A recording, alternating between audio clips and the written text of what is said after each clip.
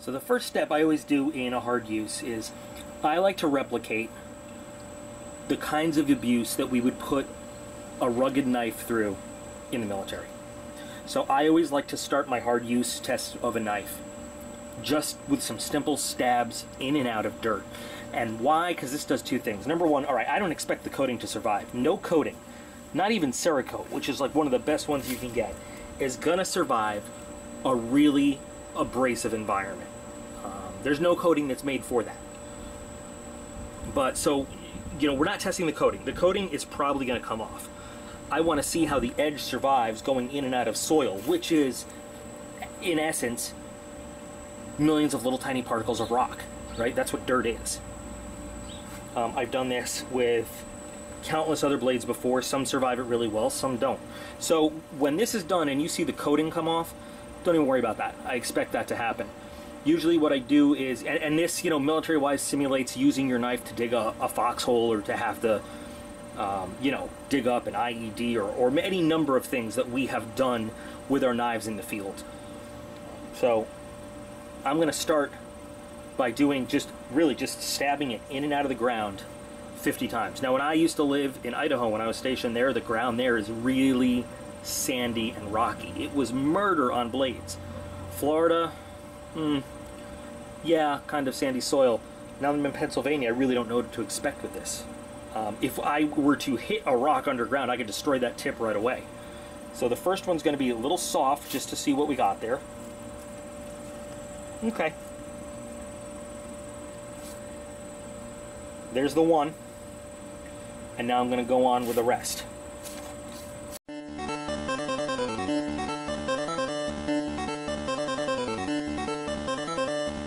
47, 48, 49, and 50. Well, this coating didn't really hardly wear off at all. I don't know if you can tell, I did hit a little rock under there. Got a little bit of wear just at the tip there. Hardly enough to even tell. This coating fared a lot better than coatings of much more expensive knives with 50 stabs straight into the earth. Now, I don't know if that's a difference in the soil type. Yeah, we've got some scratches, but I mean, if you look back at my Benchmade hard use challenges, the 810 versus the 275, those coatings did not last nearly as well as this did. That's not bad at all. Now, do we have any wear on the blade? Oh yeah, we do. Yeah. Still have our chopping power there. We can still get our slice there. It's a little harder. But remember, this is not all about, like, you know, is the edge gone? Because, duh, we're working on wearing the edge down. A lot of this has to do with how hard is it to put that really nice edge back on when we're done, too. We don't expect that edge to last forever, but if we have to maintain it in the field, is it a big pain in the ass, or what is it? So, let's move on to the next test. This one tends to make people cringe. Yeah, I'm going to be stabbing this in and out of this aluminum can. What is this kind of like? Well, there's a lot of metal objects we stab, believe it or not. What if you have to rescue a flight crew from an aluminum-skinned aircraft? What if you have to punch your way through some kind of, you know, light armor or something with your knife? I don't know, armor vest or something like that. There actually is a lot of precedent for having to take your bayonet or something like that and stab it through some light metal. So, let's do this.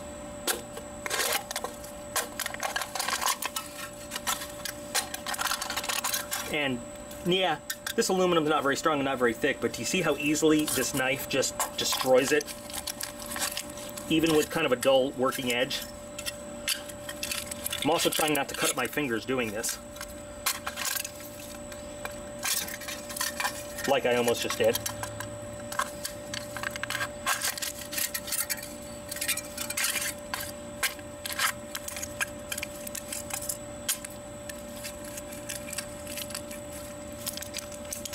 Probably be wearing some kind of safety gloves right now, but I'm not.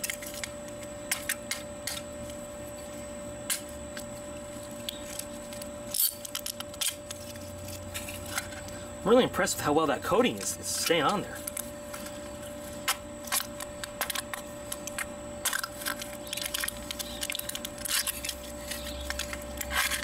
Alright.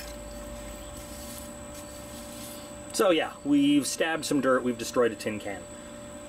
We've got a little bit more wear on the coating, but wow, I have seen Cerakote not last as well as this coating is doing right now. That's amazing. So we've got about 10 feet of 550 cord. We are going to cut through 10 feet of cord now, non-stop. Oh, see, blade is really having trouble now too.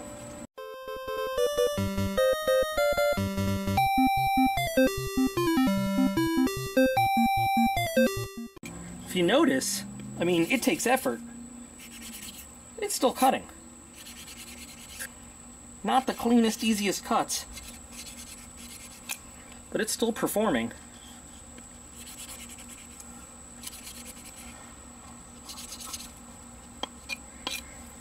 And still comfortable. No real hot spots in my hand so far.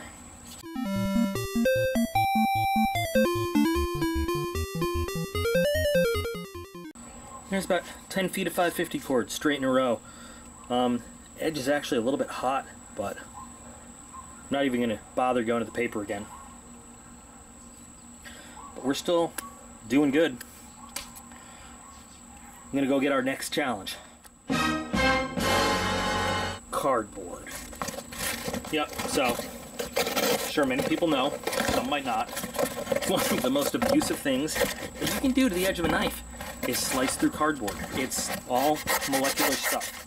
Almost nothing in the world dulls your knife faster than cutting through cardboard. So, you know what we're going to do? We are going to take this Amazon box and we are going to slice it up with the knife, the whole box. We're going to see how it likes it. And then the challenge is going to be restoring this to a good working edge when we're done.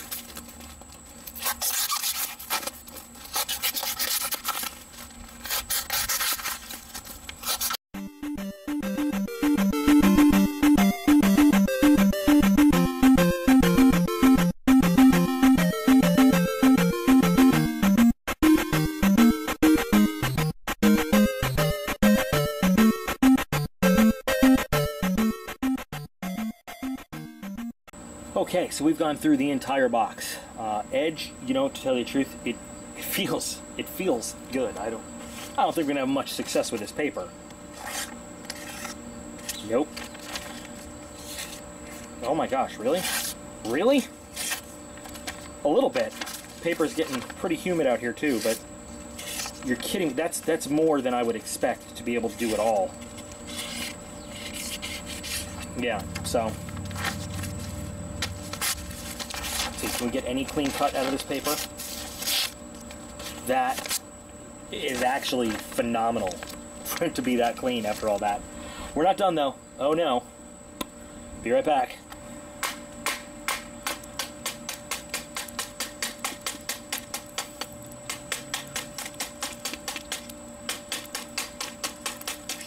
The blade still cuts. The blade still chops. By the way, I'm no longer trying to notch anything, I'm just trying to chop wood.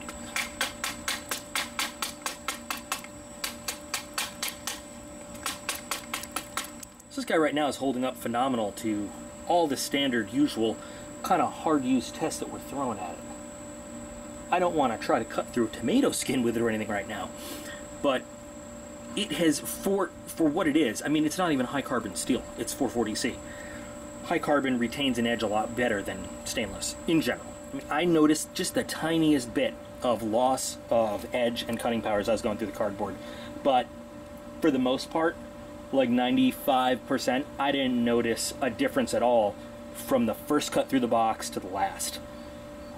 I don't know what it is they're doing there, but they're making a really, really good edge for these knives. So now, I'm gonna take this inside. We're not going to use any kind of fancy diamond stones or anything on it. All we're going to do is we are going to sharpen this using a whetstone, something that you might have, you know, at a campsite or something in a bag with you, and see what it takes to put that really, really razor sharp edge back on. So far all I've done is I've just cleaned the knife off with some warm soapy water just to get it clean again. Take a look at the coating. you know, the funny thing is, the edge still, to just the finger, feels sharp. But we know it's not, because we tried paper testing and everything outside. Let's give it another shot inside, though, before we start working on the edge. Alright, there. So, that's what we're dealing with. Okay. So, to get this thing back in cutting shape, I'm not going to use anything more fancy than a couple of whetstones. Now, these are large whetstones. You could easily use pocket whetstones as well. I'm just not doing it because I'm doing it here in the house. I'm going to use these. So, 600 and 1000 grit, and then 1000 and 600 grit. Obviously, I'm not going to do 1000 twice. I'm going to use the 800, then I'm going to go to the 1000 and the 6000. It's just like using pocket stones that you happen to have carrying with you, except I'm going to do it a little bit faster so that you're not watching, you know, me with a little tiny pocket stone over and over and over. We'll do it a little bit quicker with the larger stones.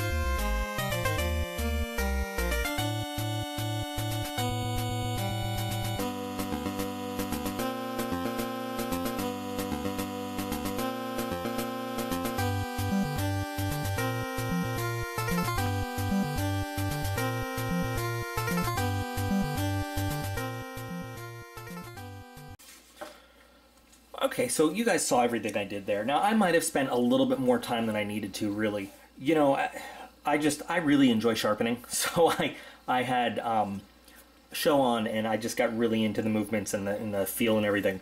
But don't let that fool you. You know, at each grit, at a certain point, you're just removing material. You're not making it any sharper than it was. So I didn't really spend any extra time above and beyond, you know, what you would do back at a campsite at the end of the day or something. So let's just take it to the paper. And look at that. Not a lot of work required. Love it. Love it. You saw this was not in any cutting shape at all when we finished outside.